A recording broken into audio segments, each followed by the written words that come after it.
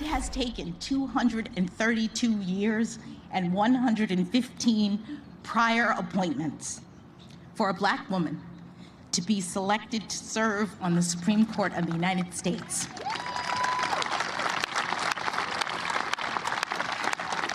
But we've made it.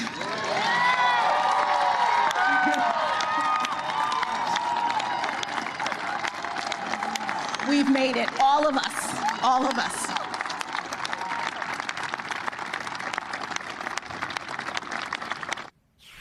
And we're back with Isabel Wilkerson. Today, when Justice Jackson was sworn in, the only words she spoke were the words of the oath. And so that's why we reached back to April for those comments. What was your feeling about Justice Jackson taking the oath of office today? Well, obviously, it's such a historic day. As she said, 232 years. 115 previous justices, none of which looked like her.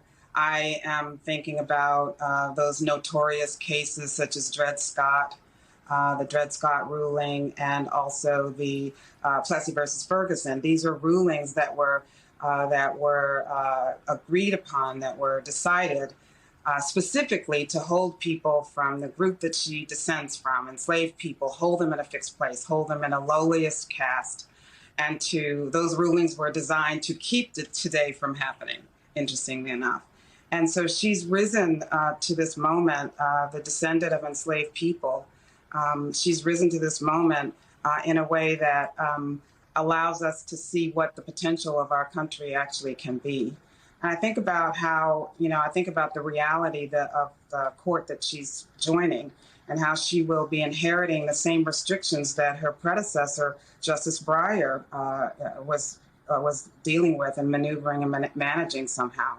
In other words, her role is going to be one of being in the minority, and thus she has the potential to be the person who can inspire, the person who can use moral suasion, the person who can use her intellect to convince and to encourage.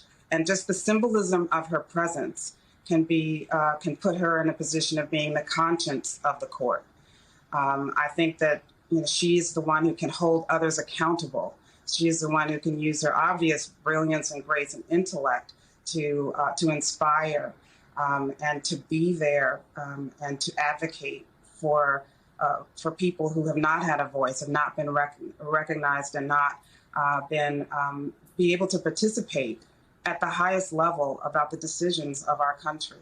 I also think about how she ascends to the court at this precise moment that the United States is crossing this historic turning point of being essentially only as of Monday, the United States will have been a free and independent nation for as long as slavery lasted on this soil. And to have her ascending, the descendant of enslaved people, rising to this level at the highest court of the land, I think that in some ways that is its own sweet justice.